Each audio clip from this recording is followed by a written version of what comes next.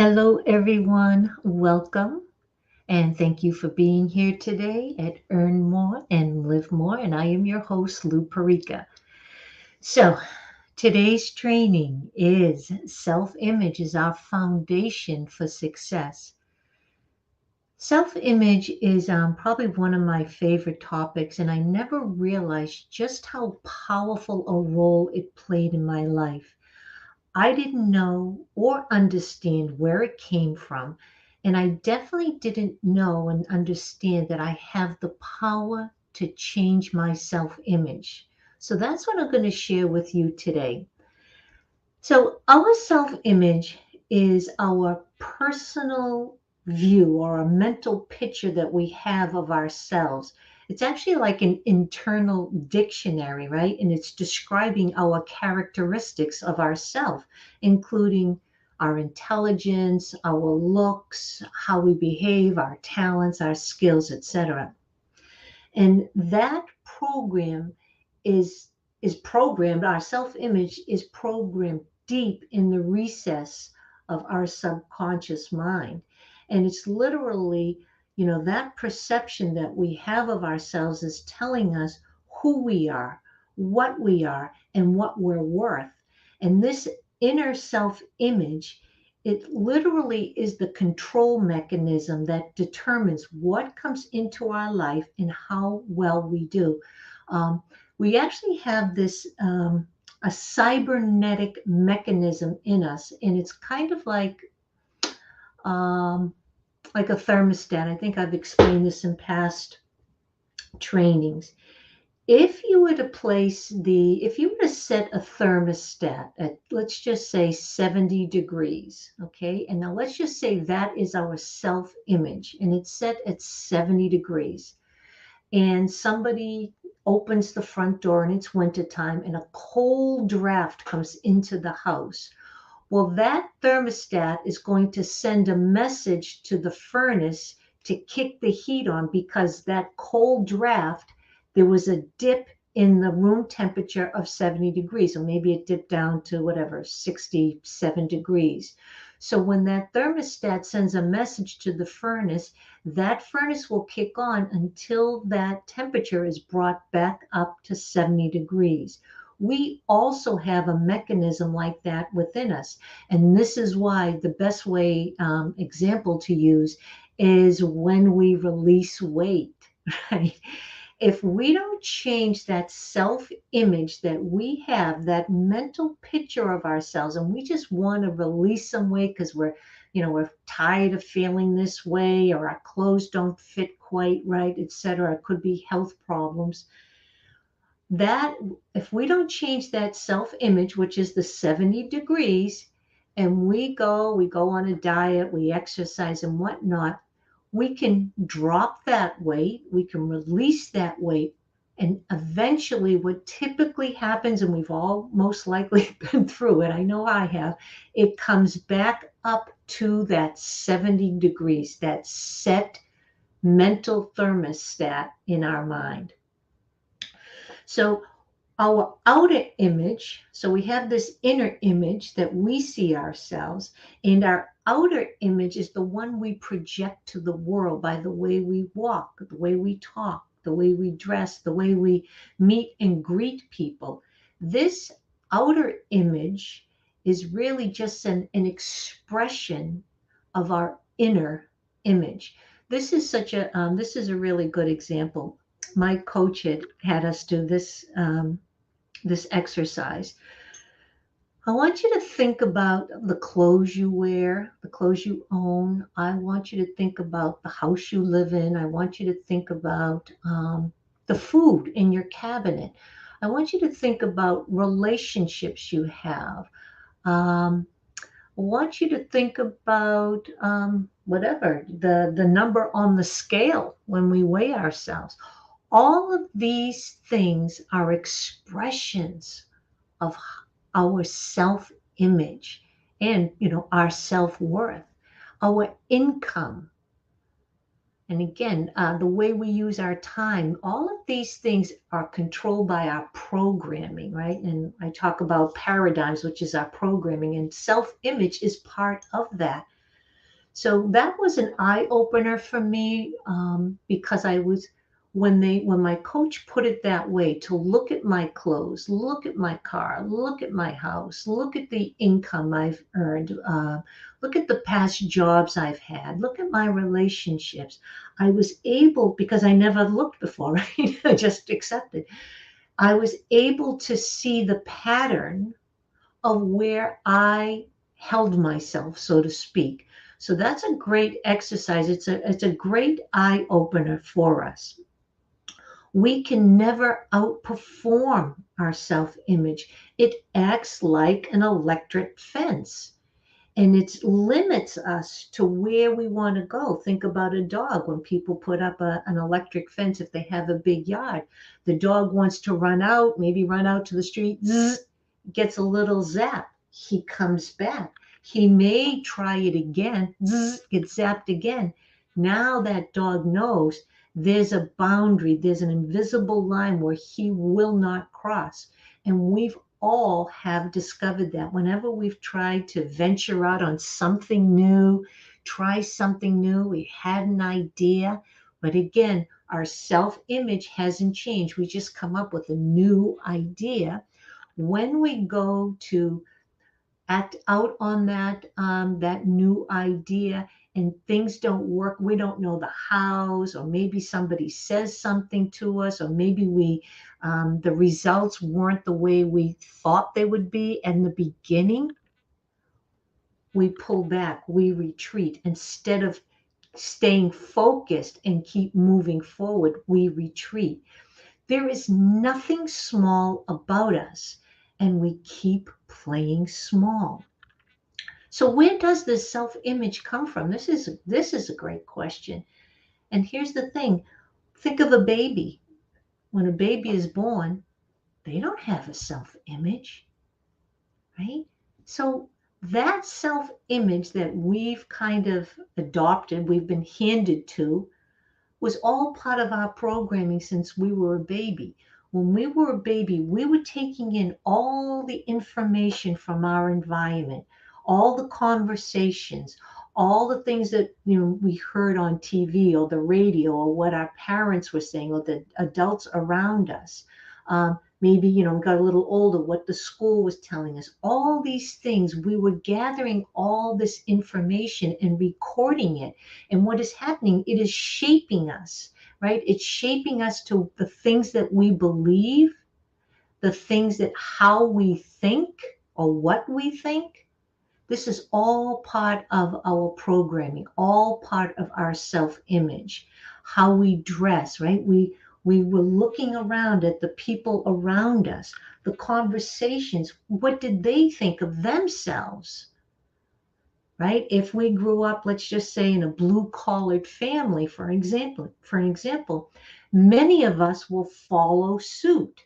If we saw our parents or the adults in our life working hard, and money was a struggle, we had to keep adding uh, more time. It was time for money, time for money. We just kept working harder and harder. Our parents, typically, we picked up on this, and now we have that belief that we have to keep working harder to get more money so we can have the things that we want. This is all part of the self-image. The self-image, ask yourself, if you were to apply for a new job or a new position, and you saw a whole bunch of different positions, different opportunities, and let's just say they had their salary next to them, and they varied. Where would you land?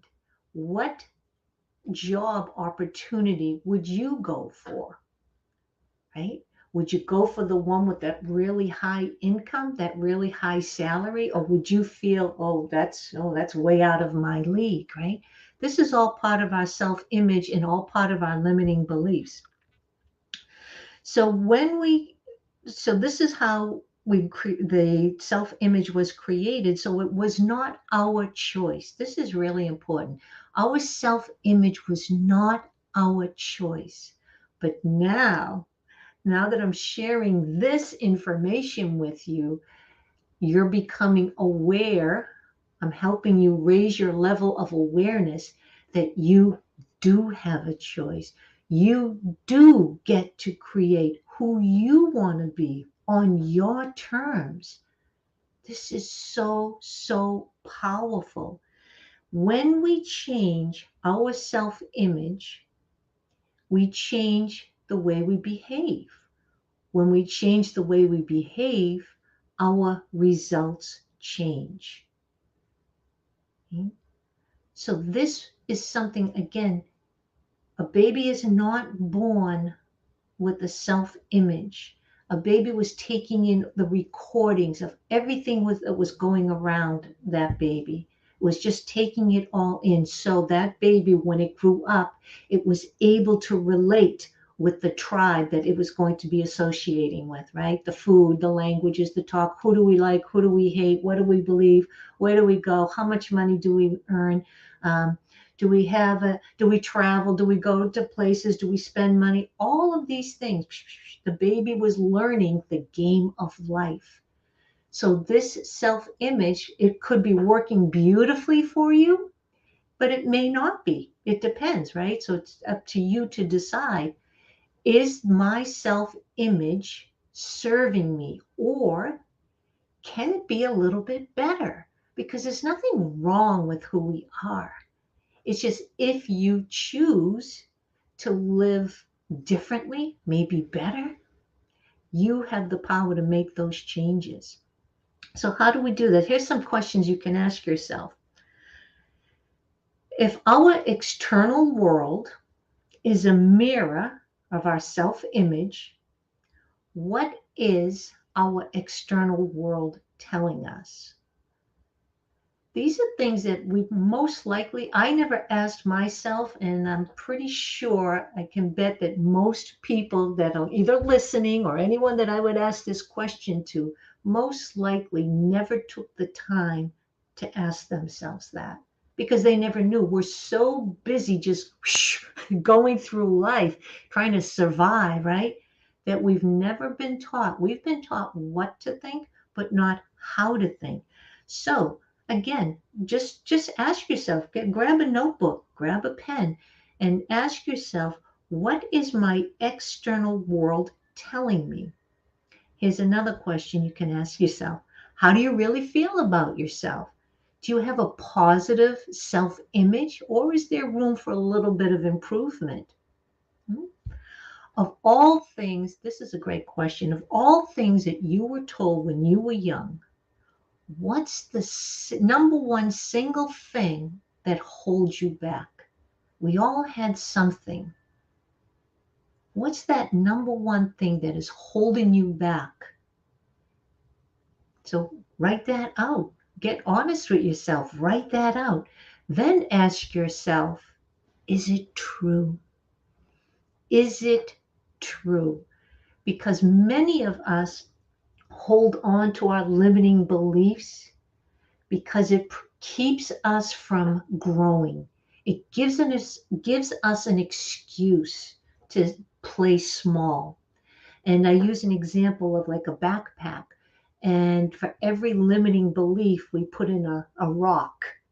So how many rocks are we carrying around in this backpack? And that backpack is serving a purpose. We may not want to admit that, but that backpack and those limiting beliefs are serving a purpose. And we've been telling our old story over and over. But guess what? It doesn't need to be that way. Here's another question. What is your inner dialogue?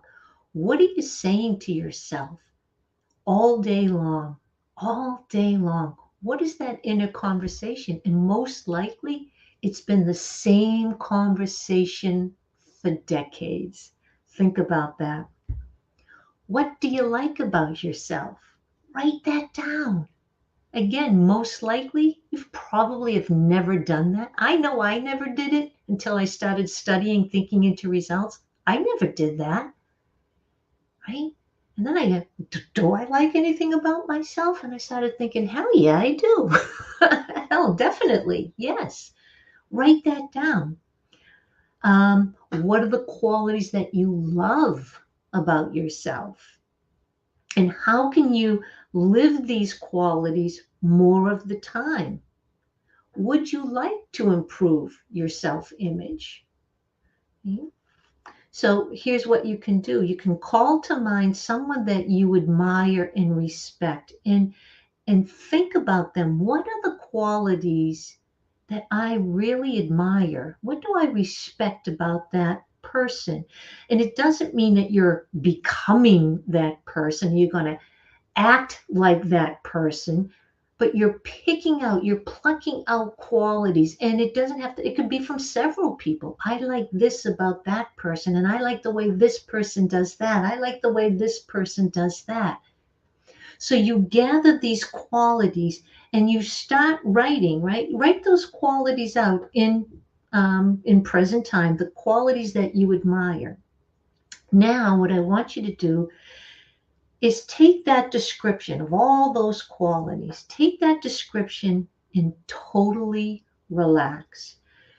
Begin to see yourself as that person with all these different qualities that you admire, and act as if you literally become that person.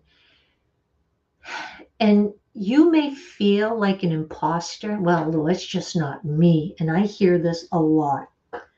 But I can tell you now, if you're not happy with the results that you're getting in life, that is the imposter syndrome, because you are not living your truth. We are living the image that was passed down to us. That is not our truth. We're living other people's habits and beliefs and their programming. And all of this programming goes back countless generations. So you can stop that right now. You can stop it, and you get to decide, you know what? I only have one bite at the apple as far as I know. I'm going to live the life that I truly want to live. This is my decision, my life. I'm going to decide.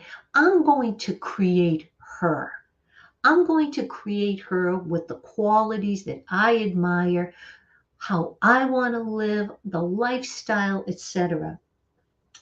And now what you want to do is start to imprint this image, get emotionally involved with that image and that idea, and imprint that on the subconscious mind. Visualize it, get emotionally connected with this new image. And now start taking actions as that person. Work on getting 1% better every day. 1% better is such a good word. And 1% is just a small, we all can do 1% better. And every day, a little bit, a little bit, a little bit. Except, this is big.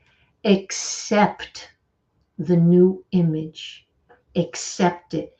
Accept the responsibilities that come with this image. Make decisions from this image. Be disciplined to the new you. Allow this new image to emerge. Let it come out. I can tell you, when we are not being ourselves, our truth, because our truth will set us free. You've heard that before. It is exhausting being this other imposter. That's exhausting. So if you're exhausted at the end of the day, if you've got all kinds of things coming at you left and right, I promise you, it is because you are not living, you are not in alignment with who you truly are. Once you make the decision and you start saying, this is how I want to live, you're going to see how much freer, how much happier, and how many things in your life are going to change. I promise you that. Start reject ideas thoughts and conversations that are not in harmony with your new image, with how you want to live your life, with the goal that you want. Reject it. So, as I wrap up, as I bring this in for a landing, I wanted to share with you a book that I highly recommend. It is called Psycho Cybernetics. This is by Maxwell Maltz. This is a book, this is actually like an owner's manual for self image. This is a book that you don't just read, you study this book, you experience this book, you implement this book, and then you do it again. And what you're going to start to experience is the author's message. You're going to get more clear on why you do the things that you do, why we get the results that we get. It's going to become much more clearer for you. So I highly recommend this book. Study it. We have the summer coming up. It's not a romance novel, but in a sense it will be, because you will start to fall in love with you. So I hope this training helps someone today. It is my intention to share this material to bring light to the world. And again, I do hope this helped at least one person today. I thank you so much for joining me. If you want to learn more, and I say this all the time, invest in yourself. We invest in our kids, we invest in our phones, we invest in computers, we invest in our cars. But do we invest in ourselves? This is all part of our self image, right? How we're expressing it. Look at your clothes, look at your car, look at where you're living, look at your relationships. How are you expressing yourself? Are you taking care of number one? Because I can tell you, I know if you're a parent, you are investing heavily in your kids. When you invest in yourself, getting to understand how this magnificent machine works, your children will benefit. Your relationships will benefit. Your income will benefit. Everything benefits when you take care of yourself and invest in yourself. So again, thank you so much for joining me, and I will see you next